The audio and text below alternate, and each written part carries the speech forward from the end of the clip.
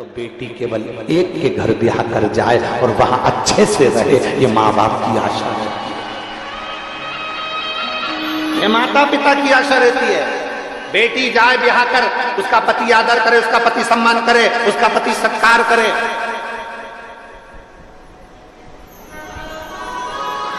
ये हर माता पिता का एक मन का भाव होता है, प्रत्येक माता पिता का। इसलिए शिव महापुराण की कथा कहती है, तीन चीजें भगवान शंकर के साथ माता पार्वती का विवाह करते समय, भगवान शंकर के साथ विवाह करते समय भगवान हिमालय राज ने शंकर भगवान में तीन चीजें देखी। तीन चीज पार्वती जी के पिता हिमालय राज ने शंकर जी के साथ विवाह करते समय तीन चीजें देखी। प्रत्येक घर के पिता को अपनी बेटी की शादी करते समय तीन चीजें देखना चाहिए। पहला, संपत्ति मत देखना,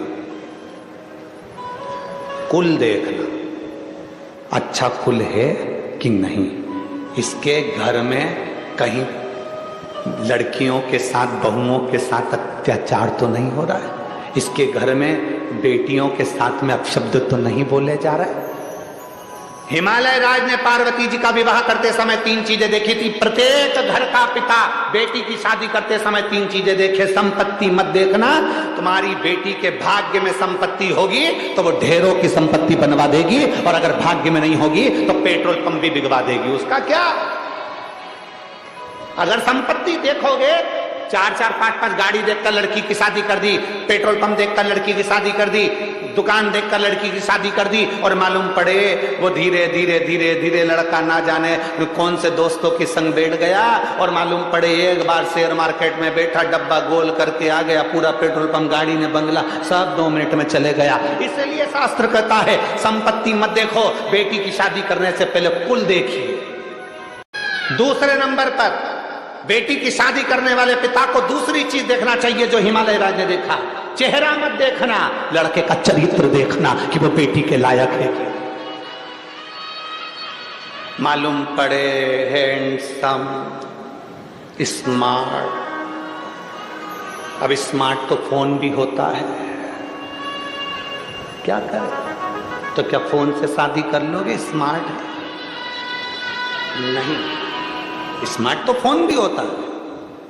हिमालय राज जी ने अपनी बेटी पार्वती का विवाह करने से पहले तीन चीजें देखी। पहला, उन्होंने संपत्ति नहीं देखी, कुल देखा। दूसरे नंबर पर उन्होंने चेहरा नहीं, अब आपको बोलना है, क्या देखा?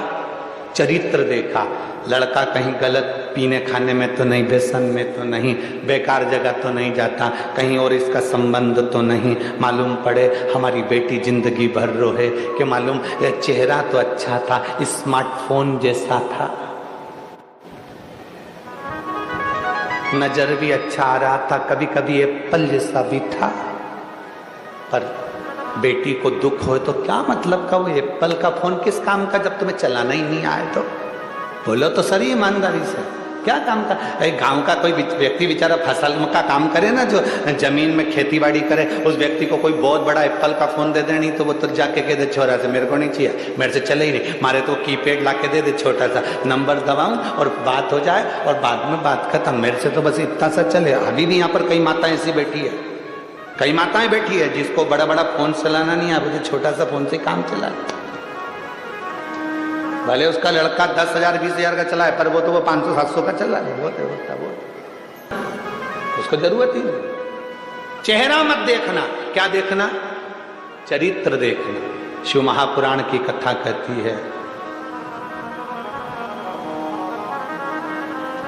उसका धन नहीं, उसकी कमाई नहीं।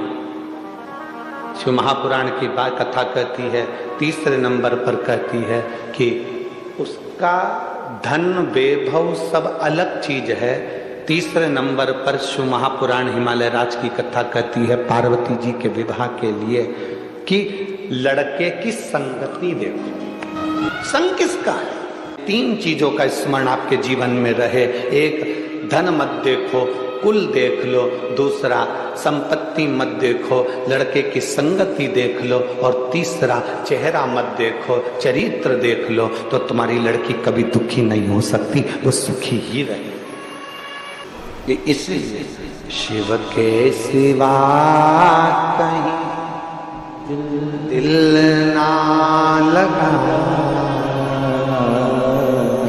शिव के सिवा कहीं दिल ना लगाना, वरना पड़ेगा तुझे आंसू बहाना,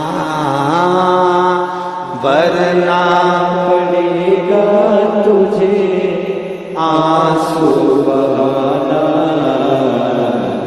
शिव के सिवा कहीं दिल ना लगाना। अपने चित्त को, अपनी वृत्ति को, अपने मन को कहीं दूसरी जगह लेकर